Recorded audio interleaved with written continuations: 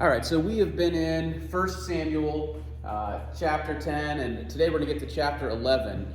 We've been talking about Saul, who has been crowned king of Israel, and kind of where he's at in that process. Jason, if you go to the next slide. Last week we talked about Saul was hiding in the baggage. Saul was hiding in the stuff that he brought with him and hiding from the past. Hey, kids, just missed the children's church. I'm sorry. I almost missed that. Arrow's not here to remind me. Arrow always tells me. He's like, Dad, don't forget again. I'm like, okay, son, I'm going to work on that. But anyway, so Saul was hiding in the baggage. He was going to be king. He knew he was going to be king, but instead, he was just hiding. Instead, he was stuck in the stuff that he brought with him. And last week, we talked about what are the things that you are bringing with you that keep you from your full potential. What are the things that stop you from being the person that God has called you to be? If you go to the next slide, God told him where he was at. He came forward, they got him, they brought him out, and they made him king of Israel. They made it official. They made him king of Israel. And then Saul has some haters. Have you ever had some people in your life who are just negative to you? Have you ever had some people who criticize you, who say hurtful things to you, who tear you down? That is what happens immediately in this story. That's what happens immediately in this 1 Samuel chapter 10. If you go to the next slide, some of the scoundrels said, how can this fellow save us? They're looking at Saul. Maybe they're thinking, this guy was just hiding in the baggage. He was just hiding behind the suitcases. How in the world should he be the one to save us? And they despised him, and they brought him no gifts. I like gifts. If there's a gift-giving time, I'd like some gifts. You know what I mean? Imagine if everybody's getting gifts but you, or if people are specifically not giving you things. And so Saul is feeling that, but Saul keeps silent. Saul doesn't say anything. We don't exactly know why Saul keeps silent. The Bible doesn't tell us this. We can assume a couple things, but we don't know for a fact. These people are criticizing him, saying, who's this guy who thinks he can be our king? Who's this guy who thinks he can help us, who can rule us? What good is he? He shouldn't be leading us. He shouldn't be the king. He shouldn't be the one in charge, even though God had specifically selected him for that moment. All right, so the next chapter is a very interesting chapter. And I started preaching a sermon about all the fascinating, interesting things here and there, but it became too much. It became a distraction. It became a lot of stuff going on. So I'm going to summarize this next chapter. I want you to spend time reading it because there's a lot of really fascinating nuggets that I'm not going to talk about today. Because I can sometimes get caught chasing a rabbit. Anybody ever do that? Like you're in a conversation and you get lost. I'm not looking at you, Bob. Don't worry. You ever get caught chasing something that's not the point and the main thing? And so there's a lot of things here that are very interesting, but I don't feel like that is where God has led me to go today. And so if you go to the next slide, basically this city in Israel gets attacked, and when they get attacked, they get besieged. Now if you go to the next slide, ancient cities kind of look like this. This is a city in Italy, but they kind of look like this. Most people worked out in the fields and on the farms, but when an enemy would come, everybody would go inside the city gates. Everybody would come inside the city to be safe. And so a siege would happen. A siege is when the enemy army surrounds the city so nobody can get out, nobody can get in, and pretty much they would try to starve you out. They would try to sit on the outside of the city until you ran out of food or water and you would surrender without a fight. This is an ancient military tactic that was used all throughout history, and the enemies are doing this. The enemies are coming against them. The enemies are holding, this city captive. And eventually, somebody gets out. Eventually, they say, the enemy army says, you know what? You can send a messenger out to go for help, but nobody's going to come help you. You don't have an army. You don't know what you're doing. Saul the king, he immediately left what he was doing. He immediately left being king and went to go plow his field. Like, instead of doing kingly things like having a palace or creating like some sort of government, he just went home to plow his field. He just went home behind his oxen and was plowing. He wasn't doing anything majorly kingly at all. But Saul gets this message. If you go to the next slide.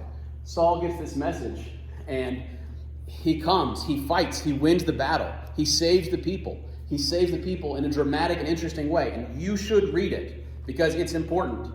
But after the battle is over, this moment happens where the people come up to Samuel and say, hey, who was it?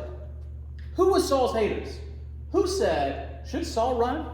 Should Saul reign over us? Turn these men over to us so that we can put them to death.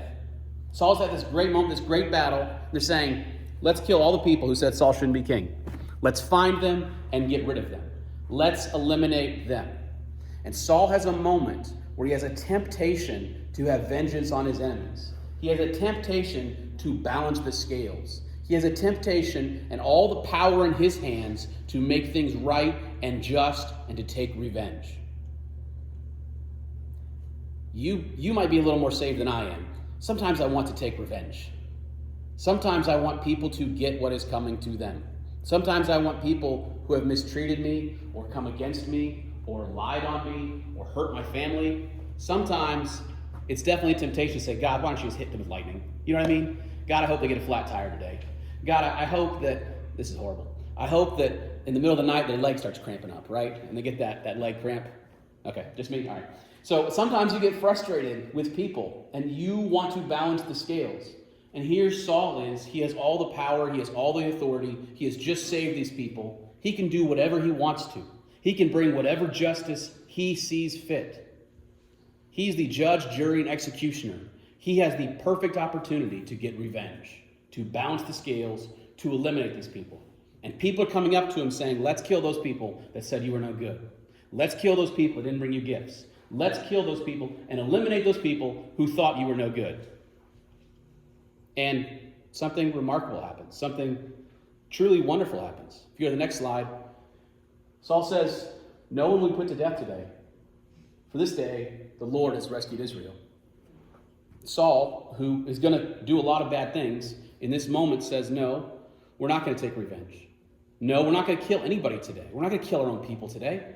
It's not about us. It's not about me. The Lord, he has given us this victory. The Lord has saved us. We are going to honor him. We are not going to take vengeance. We are not going to do anything that we shouldn't do. Because this is about the Lord. It's not about me and my pride. It's not about me and my throne and my kingdom.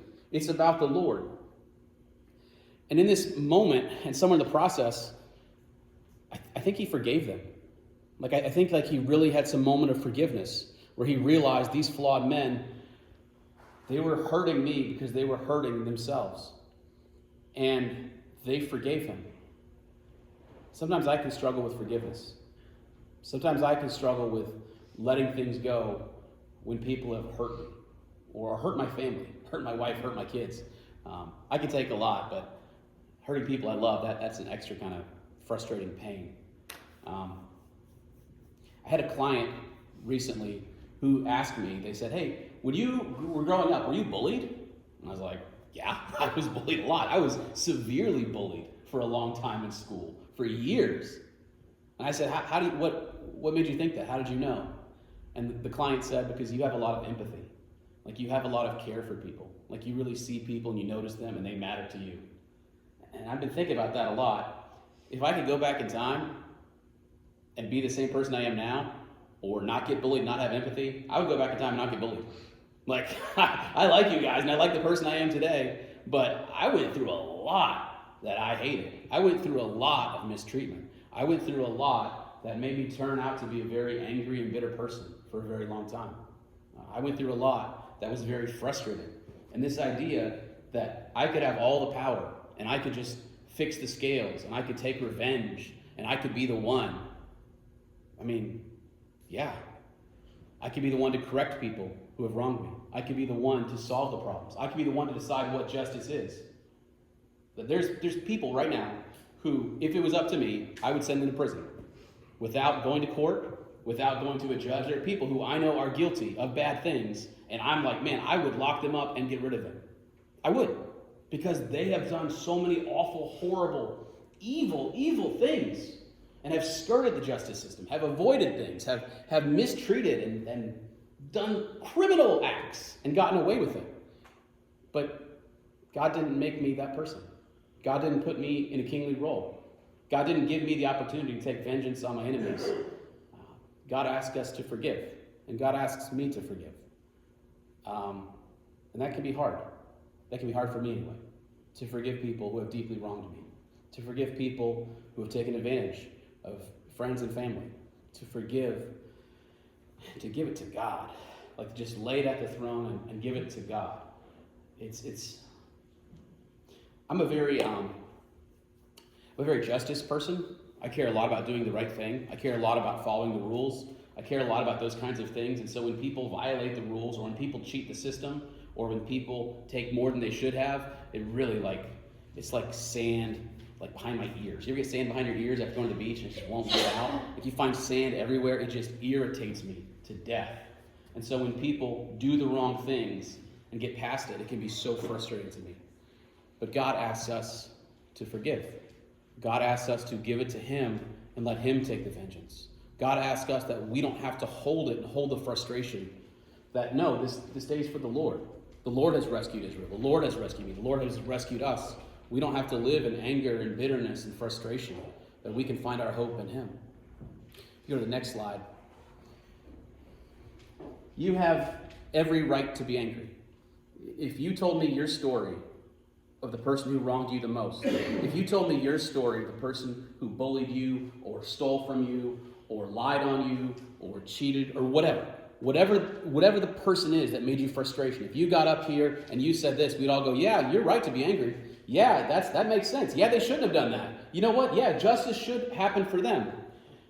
The problem is, if you go to the next slide, you have every right to be angry, but it's not all right to stay that way. If you stay angry, if you stay bitter, if you stay hurt, if you stay frustrated, if you stay in that negative mindset, it'll poison you. It'll distort you. It'll move you from who God wants you to be, and you'll become somebody else because of the pain. And you have every right to be angry. The Bible doesn't say anger is a sin. Anger is not a sin. God gets angry in the Bible. Jesus gets angry in the Bible. Anger is not a sin. But if you stay in that anger, and you nurse that anger, and you hug that grudge, and you hold on to all that negativity, it's bad for you. It is. And it'll make you very angry and very depressed. And I lived much of my life very angry and very depressed because I held on to every wrong thing that people did to me. I held on to the things that weren't fair to me. And I haven't had the worst life. There are many people who have had more difficult things happen to them. And I understand how things can impact us personally. But we don't have to stay and live in the anger. We don't have to stay and live in the pain and the frustration. God gives us the opportunity to forgive. God gives us the opportunity to give that to him. God gives the opportunity to lay it down at his feet and say, God, here you go. It wasn't right, but I want to be all right. And for me to be all right, I got to find a way to forgive. It's not all right to stay that way, even if it is the right thing that we're angry in the moment. If you go to the next slide, this is a book that I read growing up as a kid. The book is called Don't Hug a Grudge. It is a Christian book. It has some little cute pictures in it, and it really, I think, describes the process of being angry and holding on to your anger. And so we're going to play this video, which is just this woman reading this book and showing us the pictures. Then we'll get back up in just a minute and talk about it.